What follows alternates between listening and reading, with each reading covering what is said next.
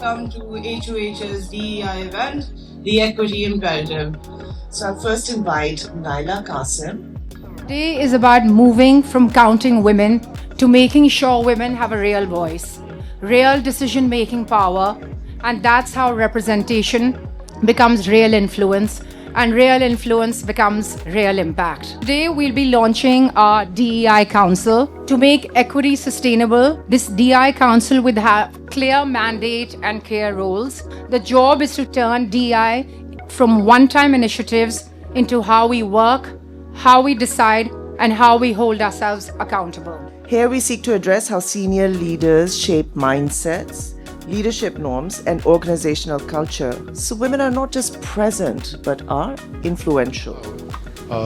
One is obviously the quantitative part of it. It's a very obvious. Half of the nation's talent or half of the organization, well, most of the organization, women do bring a perspective which is different. Their lived lives are different from the lives of men. That is just a reality of how world is structured and certainly how the Pakistani society is structured, and therefore they'll bring a perspective which is very different. Imagine your own household run without diversity or without women, let's say, right? Falls apart. So I think that's why it's so important. Dove being our biggest global brand, basically taken the most boldest steps, where we talked about unstereotyping. We resisted. Imagine when there's so much money at stake and then you have advertising which doesn't show the cliched, beautiful girl with long hair and lighter skin, and that worked because women suddenly could relate to our brands. If you look at local brand like Sunsilk, for example, we've shown unstereotyped women in those roles which people couldn't imagine. Not the typical neat, pretty-looking housewife, and show them as pilots, engineers, doctors.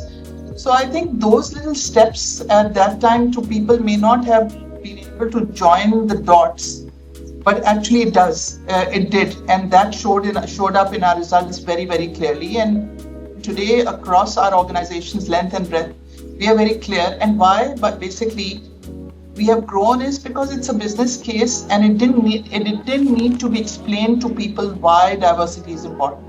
You have to integrate into your system as well, until and unless you will make it as your KPI, as your P&L sort of driven, and with targets, it will then be part and embedded into the system as well, and will be truly inclusion as for the system.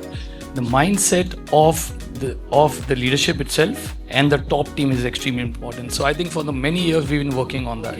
In Port Qasim, we would also want to address this issue by having a joint one daycare center, which I think we'll work with the government of Sindh, that we can have a daycare for female employees. Not only that we make it at Indus Motors ke wahan pe hum include karen, but general if we can do something for the city of Karachi, I think so that's the next step that we're working with Naila and government of Sindh. When we choose our media, when we choose what to say, I think we have to really, really reflect on this. And for some manufacturers, it's new. For some, it's not. Men need to make space for women in the workspace. Women are already doing the work. It's also a responsibility for the male. Sisterhood and mentorship is key. When you ask the question, what does it take to make that shift real, my honest answer is simple. It's a pact. It's an honest pact between all stakeholders to implement the letter of the law and in the spirit of the law. Now, as far as your promise is concerned, success breeds success. It is obvious that where equity is visible and truly visible, it will create a domino effect of influence. You need to make gender business relevant, not compliance oriented. That's number one. Number two, you need to use peer learning platforms to basically scale.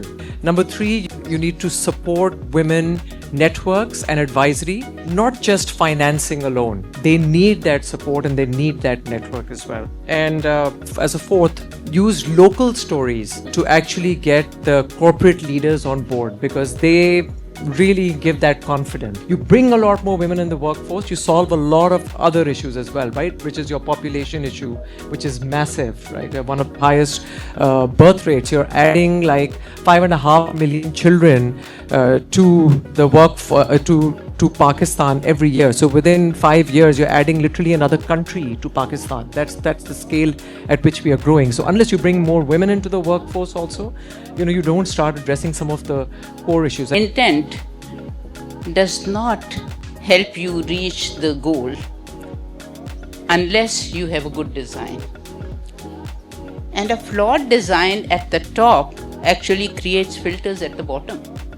जब तलक तदबीर पंजा कश ना हो तकदीर पर, जब तलक तदबीर पंजा कश ना हो तकदीर पर, आरज़ू बेफायदा है, जुस्तजू बेसूद है. So, I agree with what Asad was saying, that rather than have quotas, just have merit, and merit alone will throw up the right quality of people into the system. It does become dependent on mentoring and support, because as talent comes up, you have to support it positively on merit again, and you have to also, I think, give them within institutions, whether they are private or public, tough challenges, so that actually merit proves that it can actually achieve against those challenges.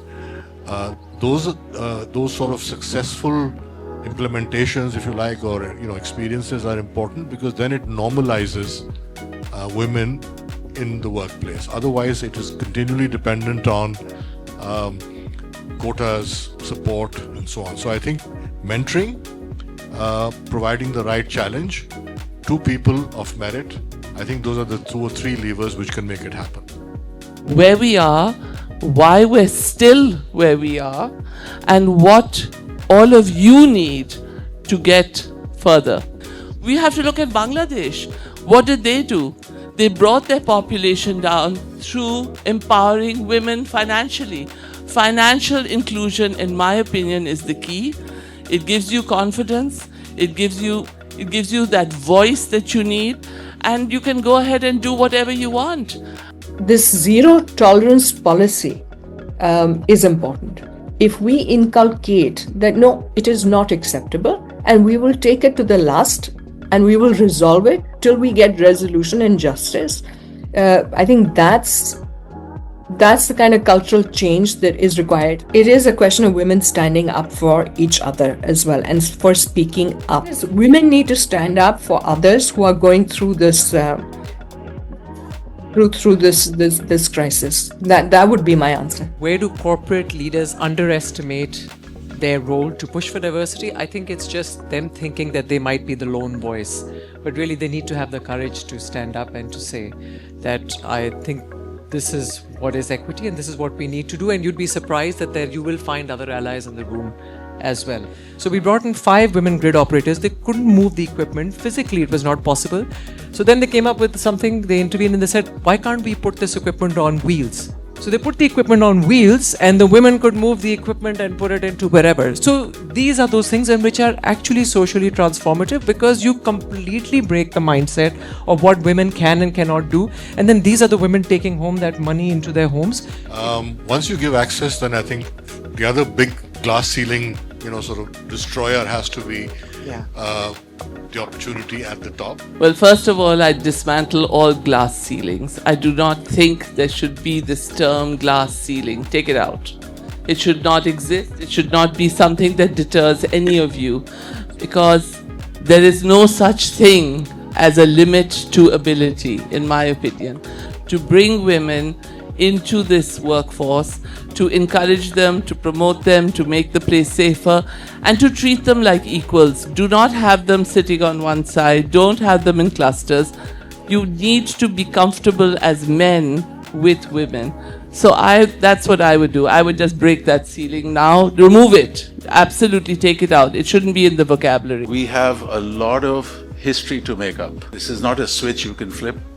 It's like renovating your home while you're living in it. So it is something you do by design, by intent, and something that you do over a period of time, and you accelerate as you get the infrastructure in place. I wholeheartedly endorse and support our 25% target. So I would like to recognize Habib Metropolitan, 25% plus diversity ratio, but more importantly, it has women in leadership positions and growing. 50% I mean, if we could increase our input and the variety of people by 50%, how great is that?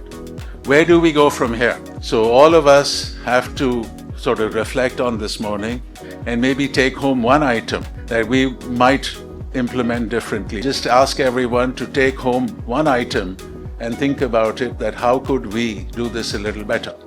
Thank you all.